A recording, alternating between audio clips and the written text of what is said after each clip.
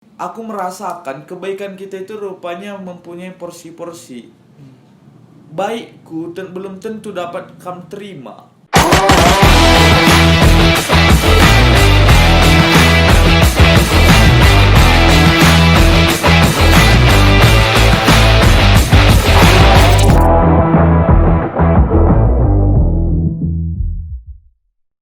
Oke, halo teman-teman semua. Jadi kali ini kami dari Singa Kreatif membuat konten podcast kembali bertemu dengan teman semua. Jadi kali ini kita sudah sampai ke episode ke-6. Kali ini kami akan membahas tentang apa gunanya ikut berorganisasi bersama dengan Bang Amsal Tasinuaji. Ya. Bagaimana kabarnya Bang? Apakah baik-baik saja? Ya, kalau sampai saat ini puji Tuhan baik-baik saja ini. Baik-baik saja. Baik dalam artian dari kesehatan, dari karir juga baik Bang atau gimana? Kalau berbicara kesehatan pasti Ya, baik. baik. Kalau Karir gimana? karir ya baik juga sih. Cuman kan tentu kalau dalam berkarir kan pasti banyak tantangan. Iya, benar. Ya mungkin inilah yang akan kita bahas dalam Ya. berorganisasi, dalam Betul. berkarir, apa itu tantangannya, apa yang menjadi kendala-kendala. Ya semoga nanti bermanfaat. Oke. Ya. Oke, jadi seperti itulah teman-teman kabar dari Bang Amsal sendiri. Oke, jadi sebelum ke pokok pembahasan, kami menyiapkan pertanyaan singkat atau pertanyaan pilihan untuk Bang Amsal. Ya. Bang Amsal memilih salah satu dari pilihan yang kami berikan. Oke, yang pertama kita akan tanyakan, hitam atau putih? Putih, Kaya atau terkenal? terkenal? Bupati atau DPR? Bupati dong. Oke. Panjang atau pendek? Panjang. Masa ini atau masa lalu? Masa ini. Masa ini ya? Iya. Oke. Jadi Bang Asal sudah memilih tentunya dari pertanyaan yang kami berikan. Selanjutnya kita masuk ke pertanyaan mendalam. Dan juga kita membahas tentang apa gunanya ikut berorganisasi. Iya. Yang pertama sekali, sekarang ini berapa komunitas atau organisasi yang Abang ikut sendiri? Kalau sampai saat ini tentunya banyak organisasi komunitas yang ada sebagai keanggotaan, cuman kalau boleh jujur hanya konsen ada di 3 organisasi atau komunitas. Yang pertama itu ada di Permata GBKP. Sebagai Ini apa, adalah pemuda-pemudi gereja di sini. Saya sebagai ketua Permata GBKP tingkat klasis. Tingkat klasis. Ya, di klasis Brastagi itu ada 19 gereja atau majelis. Ya, kebetulan dipercayakan sebagai ketua pemuda-pemudinya di 19 gereja ini. Lalu saat ini menjabat juga sebagai sekretaris Persaudaraan Mahasiswa, ini Persatuan Mahasiswa dalam Pemuda Mergasi 5 Kabupaten Karo. Lalu yang ketiga inilah organisasi yang benar-benar bertingkat nasional, ya, cuman kita memegang di tingkat Kabupaten Karo sebagai fasilitatornya, itu Forum Anak. Ya, betul. Kabupaten Karo. Dulu kebetulan ini Forum Anak ini saya lah sebagai ketua umum pertama di Kabupaten, Pertama sekali ya, Bang? di Kabupaten Karo, ya. benar. Jadi menarik teman-teman. Jadi jaket saya ini, Ya. ini besar ambil alihnya Bang. Karena jelas memang Abang ini yang mengajak saya untuk masuk forum anak itu. Ya, Jadi benar. ini sekilas sebentar ya. Jadi ini saya ikuti forum anak nasional. Benar kata Bang Amsal tadi, berstaraf nasional. Ya. Abang ini sebagai fasilitator di forum anak Kabupaten Karo. Jadi pengalaman saya pernah ikut forum anak nasional di 2017. Jadi ini merupakan jaket ini, dan saya akui yang sangat besar ambil Bang Ya. alih Abang ini di forum anak ini. Jadi selanjutnya, kira-kira suka dan duka Abang dalam mengikuti atau menjabat sebagai pengurus di organisasi itu apa sih Bang? Sebenarnya suka dulu Bang. Kalau sukanya ketika kita kebetulan dalam berorganisasi, ketika konsen di situ jarang sekali menjadi anggota, tetapi bagaimana berusaha mengambil jabatan itu, pemangku kepentingan yang benar-benar bisa mengambil kebijakan. Bukan dalam arti gila jabatan, tetapi hadirnya kita sebagai konseptor sekaligus bagaimana kita bisa mengeksekusi program-program tersebut. Ya. Kalau kita tidak mengambil sebagai posisi ketua atau sekretaris, dengan menyesuaikan diri dengan karakter saya sendiri itu lebih baik dalam berorganisasi itu harus mengambil posisi itu gitu. Lebih baik tidak usah seperti itu, karena karakter kita karakter yang bisa ingin memberikan ide-ide untuk berorganisasi itu yang bisa harus kita kerjakan dengan baik. Tentu kalau kita sudah menjadi ketua atau sekretaris itu, program itu bisa secara cepat terlaksana dengan baik. Tentu suka yang bisa kita dapat, yang bisa ku nikmati sampai saat ini, banyak program-program yang tersentuh kepada anggota kita, bisa benar-benar tersentuh kepada masyarakat, sehingga kita bisa memposisikan diri menjadi benar-benar menjadi berkat dan bermanfaat kepada masyarakat. Di situ titik kesenangan kita, sehingga kita tidak bosan-bosan dalam melaksanakan apapun. Itulah suka. Sukanya kita, artinya mereka senang, kita juga sudah senang. Kira-kira dukanya seperti apa yang abang rasakan? Kalau dukanya, ketika kebaikan kita itu, menurut saya itu tidak sesuai atau tidak nyambung dengan orang yang kita baik itu gitu. Tidak sesuai dan tidak nyambung ya? Iya. Gimana? Artinya aku merasakan kebaikan kita itu rupanya mempunyai porsi-porsi. Baikku belum tentu dapat kamu terima. Iya, gitu juga. Gitu juga dalam berorganisasi, ketika kita menurut kita ini baik dan memang baik, gitu. Tapi menurut versi dia tidak terterima dia kebaikan kita itu. Bukan hal yang salah juga, dia merasa itu tidak baik bagi dia. Makanya saya katakan tadi, ya mungkin kebaikan kita itu mempunyai porsi masing-masing, kemana arahnya, di mana tepatnya kita melakukan kebaikan itu. Disitulah dukanya yang membuat kita kadang-kadang terkesal, atau bagaimana perasaan kita yang membuat kita sakit hati dalam berorganisasi, karena hal-hal yang sudah hati kita tulus, kita tekuni, tetapi dinilai ada saja orang-orang yang menilai itu tidak baik. Jadi benar sih bang, kalau menurutku sebagai pandanganku juga ya, sebagai kan orang awam lah dibilang. Jadi kalau kita berbuat baik itu, pasti saja ada orang yang padahal itu baik ya bang. Orang menganggap itu negatif itu, bahkan salah gitu. Padahal kita sudah melakukan dengan tulus hati, pokoknya dari kebaikan itu sendiri lah versi kita. Jadi benar sih, aku juga setuju dengan Bang Amsal. Jadi ada versi-versi bagian-bagian orang. Jadi selanjutnya, pengalaman berharga apa sih bang yang bisa bang share ke teman-teman selama ikut organisasi dari dulu hingga sekarang ini gitu? Yang paling berharga berapa bang pengalamannya? Pengalaman yang paling berharga itu kita bisa mengumpulkan jaringan koneksi dengan orang-orang yang tidak terpikirkan kita bisa kita bertemu, bisa bertukar pikiran, bahkan berpengaruh di kehidupan mereka. Gitu. Ketika kita tidak menyangka bahwa misalnya pimpinan kepala daerah atau bahkan sampai tingkat pusat, provinsi, daerah, sampai tingkat bawah kita bisa mempunyai jaringan koneksi ya, itu tentu hal yang sangat berharga, bahkan bisa dikatakan itu adalah harta yang sangat luar biasa yang harus kita syukuri dan harus kita miliki gitu. Benar. Jadi itulah kira-kira ya. Jadi koneksi abang sudah luas lah dengan ada organisasi dan ikut organisasi. Iya, dan tentu koneksi kita itu juga harus kita rawat, kita jaga, dan memang harus bermanfaat untuk sekeliling kita juga. Benar. Kalau hanya untuk kepentingan pribadi kita juga, ya sama doang aja, bukan itu menjadi harta kita yang paling berharga. Betul. Cuman bagaimana jaringan kita itu bisa benar-benar kita gunakan juga, kita manfaatkan juga untuk kepentingan orang banyak. Oke.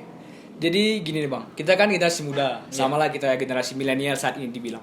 Menurut abang, pandangan terhadap kondisi pemerintah saat ini gimana sih bang? Dari abang sendiri gitu, saat ini terjadi. Kebetulan saya konsen terhadap melihat, memperhatikan dan menganalisis kondisi pemerintah di tingkat lokal. Di tingkat lokal di daerah ya, Bang. Iya, di Kabupaten Karo. Iya, betul, Bang. Saya melihat kondisi pemerintahannya saat ini, jujur saya katakan harus banyak yang perlu dibenahi tentang dalam manajemen birokrasi kita, sehingga benar-benar bisa hadirnya pemerintahan itu kan bagaimana bisa dirasakan oleh rakyat langsung, baik dari pelayanan publiknya, begitu juga program-program yang disungguhkan, yang dijalankannya itu harus benar-benar tersentuh keseluruhan masyarakat itu. Saya lihat Karo saat ini pemerintahnya belum siap, ataupun masih banyak yang harus dipelajari, atau bukan belajar sih, bukan ke arah belajar, atau yang harus dibenahi. Ya, harus dibenahi tentang sistem birokrasi kita di Karo ini. Bukan sistem pemerintahan. Kalau sistem pemerintahan itu kan sudah mulai dari tingkat pusat sampai tingkat daerah itu sudah mempunyai undang-undang dan peraturan yang sangat jelas. Cuman dalam menjalankan itu, ini kan kita beda. Kabupaten Karo ini mempunyai erat kerabat keluarga. Ya. Jadi ikatan kekeluargaan itu menurutku juga berpengaruh saat ini dalam pemerintah. Gimana tuh, Bang? Kira-kira pengaruhnya bagaimana? Ketika kita mempunyai keluarga di suatu dinas, misalnya, itu mempunyai pengaruh terhadap gangguan birokrasi itu bekerja, sehingga KKN masih, ya bukan, kita akan berbicara fakta, bukan membuka opini yang membuat baik atau tidak, tetapi fakta yang sehingga KKN masih erat terjadi di dalam pemerintah Kabupaten Karo karena kerabat kekeluargaan tersebut. Ya bayangkan aja misalnya dalam pengentasan judi, narkoba, ya seorang bebere misalnya kan, polisi nampaknya mamanya bermain judi, itu mempunyai pengaruh. Jangan kita bilang tidak gitu. Pasti kalau jujur kita katakan beban moral itu pasti ada. Ketika mama kandung kita, apalagi mama kandung kita, paman kandung kita nanti yang sedang melaksanakan atau tindak-tindak kejahatan itu gitu kira-kira. Begitu juga mengurus pelayanan publik, KTP, atau administrasi lain, perizinan, ya. Kita merasa masyarakat merasa bisa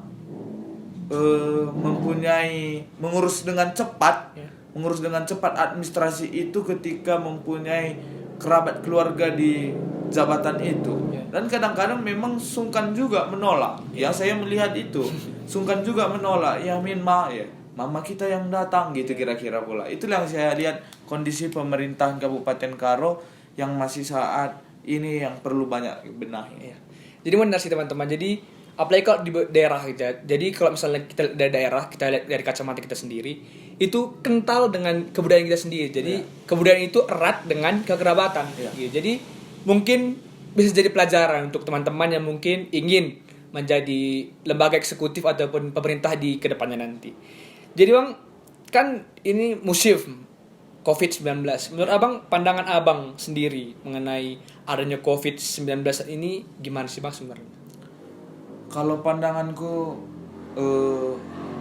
ya kebetulan saya bukan basic medis. Makanya saya bukan melihat dari kacamata medis, tetapi saya melihat dari penanganannya.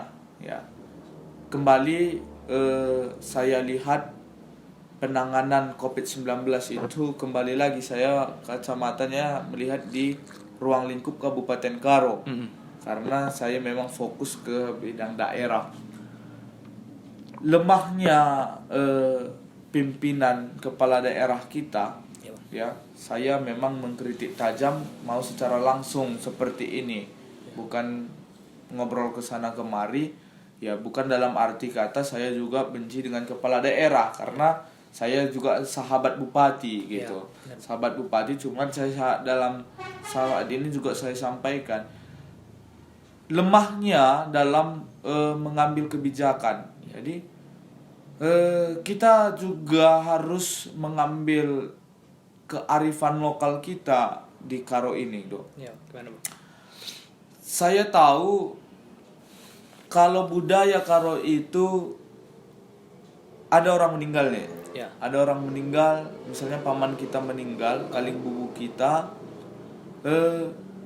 itu anak baru itu secara cepat mengambil kebijakan, keputusan yang tidak langsung disetujui, bukan tidak langsung disetujui ya, tanpa sepengetahuan dari pihak yang berduka, tetapi anak burunya secara cepat mengambil kebijakan supaya apa? Supaya hal-hal yang buruk atau hal-hal yang memang penting sekali, misalnya mengambil peti, mengambil ambulannya, bagaimana ini kan keadaan genting ya, dalam keadaan duka. Itu juga saya lihat saat ini kan keadaan genting gitu. Betul. Keadaan genting itu lambannya mengambil keputusan. Ya ini yang saya lihat. Lambannya mengambil keputusan, padahal keputusan itu akhirnya diputuskan. Tapi waktunya lama itu. Waktunya lama. Iya. Bisa saya katakan ini adalah terlambat. Yang Maka pertama sampai terlambat ya, Bang? Ya. Bahkan pertama memang kita apresiasi bahwa gugus tugas yang terbentuk di Sumatera Utara ini adalah Kabupaten Karo. Kabupaten Karo. Iya, Kabupaten Karo yang tercepat. Cuman ini kan bisa juga kita ambil filosofisnya, orang yang duluan lahir ke dunia bukan berarti lebih maju dari yang terlambat. Betul, Bang. Ya. Saya setuju. Jadi meskipun kita cepat dalam pembentukan, tetapi belum tentu cepat dalam penanganannya. Buktinya, waktu anak-anak siswa-siswi sekolah diliburkan atau dirumahkan belajar, ini juga terlambat. Ya, dengan kabupaten kota yang lain. Bahkan ya saya kritik surat keputusan itu, dia menerbitkan surat hari ini. Misalnya ini ya. Tapi memang ini saya dengan misalkan, tetapi saya karena lupa tanggal berapa kemarin diterbitkan. Tapi memang kenyataannya ada ya, kenyataannya ada. Dinas Pendidikan ini juga saya kritik ikan ini. Suratnya itu bukan suratnya bupati dong, tapi surat Dinas Pendidikan. Meskipun sama-sama legitimasi, tetapi moralnya itu lebih kuat menurut saya kalau surat bupati. Bupati secara langsung. Iya, apalagi ini adalah persoalan yang secara menyeluruh di Kabupaten Karo. Betul. Siswa SMA di Kabupaten Karo itu kan sudah di bawah naungan provinsi. Betul. Itu sudah diliburkan terlebih dahulu daripada SMP dan SD di bawah pimpinan pemerintah daerah. Mereka mengeluarkan surat sore pada saat ini dengan poin surat itu mengatakan mulai besok anak siswa-siswi di Kabupaten Karo sudah diliburkan di rumah, dibelajarkan di rumah. Betul. Kenyataannya secara lisan ini ya, bukan secara tulisan. Kenyataannya besoknya masih sekolah. Masih sekolah, Bang? Iya, masih sekolah. Terus? Mohon maaf, ini saya tulis memang kemarin di Facebook, ini goblok suratnya. Ya, ini goblok suratnya. Alasannya memang dia mengakui, alasannya supaya memberikan PR pekerjaan rumah selama 14 hari ke depan. Ya. Ini kan kita dalam keadaan genting. Yang pertama, yang kedua, kita tidak tertib administrasi. Apalagi saat ini revolusi industri 4.0 digital saat ini yang benar-benar informasi itu secara cepat berkembang. Ini membuat orang tua di rumah, loh di Facebook beredar surat besok sudah libur.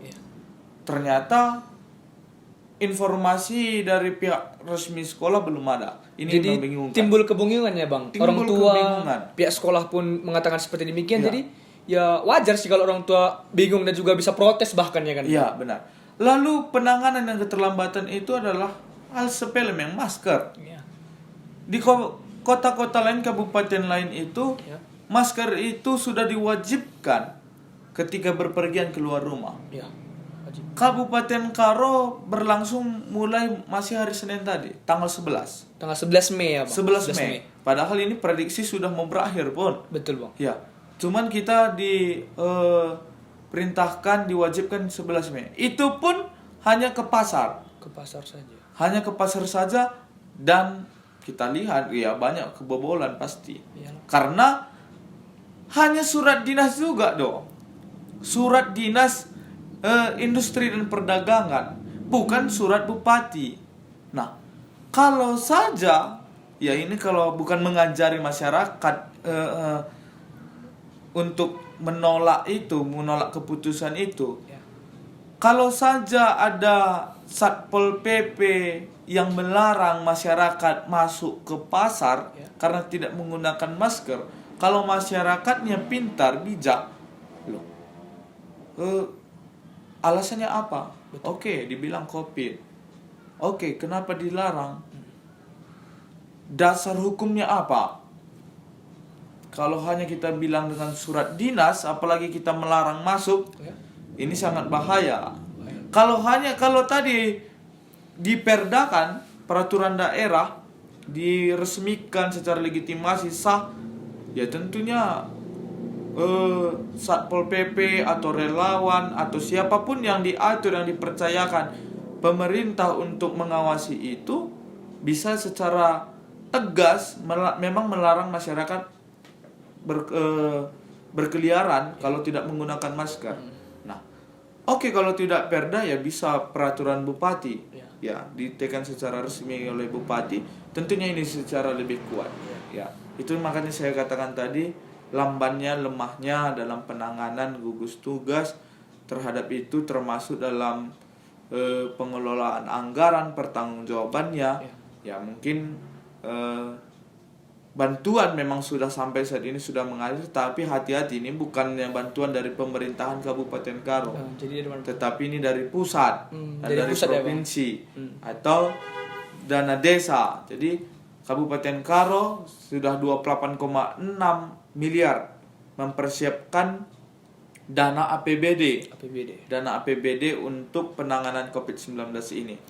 Ya, kita tidak tahu sampai saat ini, dan yang kita lihat secara data dan faktanya yang langsung dirasakan oleh masyarakat, yang terukur ya, nanti jangan tidak terukur, udah aku bagikan masker 100 biji katanya nanti kan, padahal masyarakat di Karo itu lebih hampir 400.000, atau saat ini sudah lebih 400.000 penduduk.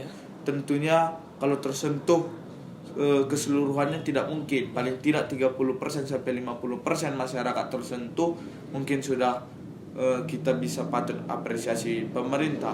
Cuman boleh kita katakan apapun yang dilakukan pemerintahan Kabupaten Karo saat ini, tetap kita ajungkan apresiasi, cuma dengan catatan-catatan bahwa kelambatan penanganannya itu dia pandanganku. Jadi itulah pandangan dari Bang Amsal. Dan juga tadi ada fakta yang menarik sebenarnya, dan itu memang terjadi. Saya juga melihat dan membaca di Facebook Bang Amsal terkait dengan surat pendidikan tadi, Bang. Jadi sebenarnya gimana ya, Bang? Menurut saya sendiri, kita kan sebagai sama-sama orang Karo nih, suku Karo. Sebenarnya menarik jika yang bilang Bang Amsal tadi. Memang untuk teman-teman yang belum tahu, jadi di Karo itu memang kalau misalnya ada saudara kami yang meninggal gitu ya, kami di Kabupaten Karo, langsung memang dengan inisiatif dari namanya anak beru gitu. Jadi memang itu tugasnya gitu. Jadi ada inisiatif, bukan disuruh-suruh dari keluarga yang meninggal gitu. Jadi memang ada inisiatif tersendiri. Kenapa itu tidak jadikan sebagai kearifan lokal untuk menangani COVID ini? Karena ini tidak bisa disepelekan pastinya COVID ini. Karena ini sangat-sangat berbahaya bagi kita sendiri. Oke. Jadi itu mungkin pandangan kami ya, kami sebagai generasi muda untuk pemerintah. Mungkin yang menonton ini juga mungkin orang tua kami bisa jadikan sebagai motivasi atau sebagai sumber dari suara kami sebagai generasi muda. Jadi yang untuk kita sudah sampai di penghujung nih Bang. Jadi cita-cita Abang ke depan atau proyek Abang saat ini apa kira-kira Bang? Yang menjadi kesibukan saat ini? Kalau proyek kesibukan kita fokus, kita kejar target sampai awal tahun memang sudah selesai studi, itu yang pertama. Studi dulu ya Bang. Studi dulu yang pertama, lalu yang kedua, jujur aku katakan saya sudah berpengalaman dalam pemilu. Iya, kenapa saya sudah memastikan berpengalaman terhadap pemilu itu? Ya.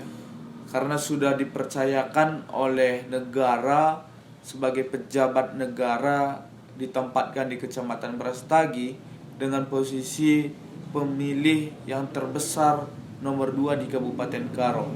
Ada 32.000 pemilih di Kecamatan Brastagi.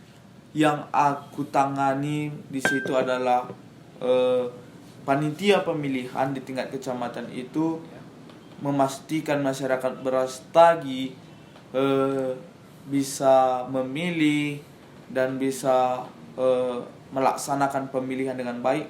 Bahkan ketika kita anak muda masuk secara langsung dalam proses pengambil kebijakan dan menjalankan pelaksanaan proses demokrasi itu, baru satu-satunya pemilu di Kecamatan Brastagi tidak ada konflik apapun.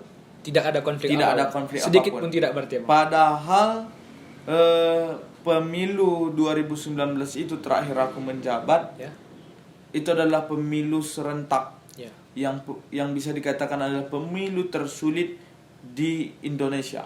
Yang pernah ada ya Bang? Yang pernah ada. Betul. Tetapi tidak ada catatan khusus yang secara resmi. Yang kalau secara konflik yang kecil-kecil itu saya tidak tahu. Tetapi memang kalau secara legitimasi atau yang sah sesuai undang-undang melalui dari surat catatan-catatan khusus itu tidak ada. Artinya saya sudah komit ke depannya untuk berada dalam panggung politik. Sudah komitmen dengan diri sendiri. Sudah komit dalam panggung politik. Tapi bukan dalam penyelenggaraan lagi, tetapi mungkin kita sudah masuk ke dalam sebagai peserta ini. Sudah naik kelas ya? Dari penyelenggara jadi peserta sekarang, teman-teman. Kan kita sudah mempunyai pengalaman di penyelenggara. Artinya menikmati proses demokrasi itu, kita sudah siap masuk ke dalam sebagai peserta, jadi sebagai pemainnya. Kalau ini kan ibaratkan kalau penyelenggara wasit, wasit. Ini kita sudah masuk ke dalam pemainnya langsung. Jadi mudah-mudahan itulah tujuan kita ke depan. Karena apa? Kita masuk ke dalam pemainnya, karena kita ingin memenangkan pertandingan. Artinya ini kan perjuangan, perjuangan. Kalau pemainnya tidak berkualitas, pemainnya tidak bagus, tidak kompeten, bagaimana bisa, apalagi misalnya kita ibaratkan ini pertandingan sepak bola, kalau pemainnya memang tidak spiritnya bagus, gizinya baik, dan hal-hal yang tidak bisa membawa bola itu ke gawang, begitu juga dalam pertandingan-pertandingan lain, perjuangan-perjuangan lain, ini tidak akan bisa mencapai titik perjuangan itu. Mudah-mudahan kita sebagai pemainnya bukan terlalu percaya diri, tetapi kita sudah konsisten sebagai pemain yang bisa memenangkan pertandingan itu. Jadi itulah teman-teman, jadi Bang Amsal sendiri ingin menjadi peserta dari pemilu itu sendiri. Jadi kami sangat berterima kasih kepada Bang Amsal yang sudah meluangkan waktunya kepada kami tim untuk dapat bercerita dan berbagi pertanyaan juga kepada Bang Amsal. Jadi begini teman-teman, menariknya saya rasa dari kisah hidup Bang Amsal saya juga seseorang yang cukup mengetahui bagaimana keberadaan Bang Amsal dari dulu, dia dari SMA lah sampai dia sekarang menjadi mahasiswa. Jadi yang bisa saya lihat jadi satu kata motivasi lah dari Bang Amsal menurut saya, dari diri saya sendiri. Jangan lihat siapa lawanmu ke depan, tetapi biar lawan itu yang melihat siapa dirimu sebenarnya. Itu dari saya sendiri. Ya. Mungkin dari Bang Amsal untuk teman-teman kata motivasi dari Bang Amsal sendiri yang bisa membuat teman-teman termotivasi. Kalau motivasi dari abang itu Ya. mempunyai semangat hidup itu, semangatlah untuk membangun daerah. Dari daerah kita Iya. sendiri ya Bang. Hanya itu, semangat. Kalau kita sudah mempunyai semangat membangun daerah, menurutku itu semua apapun yang kita lakukan itu mempunyai tujuan. Harus, kalau kita mempunyai, misalnya aku nih, sekarang ini kan motoku dan motivasiku itu adalah semangat membangun daerah. Ya. Kalau aku orang yang tidak baik misalnya, yang tidak berhati-hati selalu di dalam bersikap, melakukan kejahatan, tentunya orang tidak percaya lagi Ya, apapun yang kita katakan. Tentunya kalau kita sudah mempunyai semangat itu dari apapun, tetapi jangan buat-buat, memang ketulusan hati Ya. kita, tapi kita sudah berhati-hati dalam bersikap apapun, tekun dan pasti tulus gitu. Jadi aku mempunyai motivasi itu yang, dan selalu itu, hanya itu yang memang aku sampaikan kepada semua orang, Ya. bahwa marilah semangat membangun daerah, itu aja menjadi motivasi kita, sehingga mulai dari hal-hal yang kecil selalu tumbuh semakin besar. Ya. Oke, itulah teman-teman. Jadi motivasi dari saya juga dan juga Bang Amsal untuk teman-teman semua. Jadi kami berterima kasih untuk teman-teman yang sudah menonton dan juga mendengarkan podcast kami kali ini. Semoga dapat berguna bagi teman-teman semua. Untuk teman-teman yang sedang di rumah, jangan bosan dalam karantina, tetap ikuti anjuran pemerintah. Kita berdoa ya Bang, untuk tenaga medis dan juga COVID ini agar cepat berlalu. Untuk teman-teman semua, tetap semangat. Salam dari kami berdua. Salam Singa Kreatif.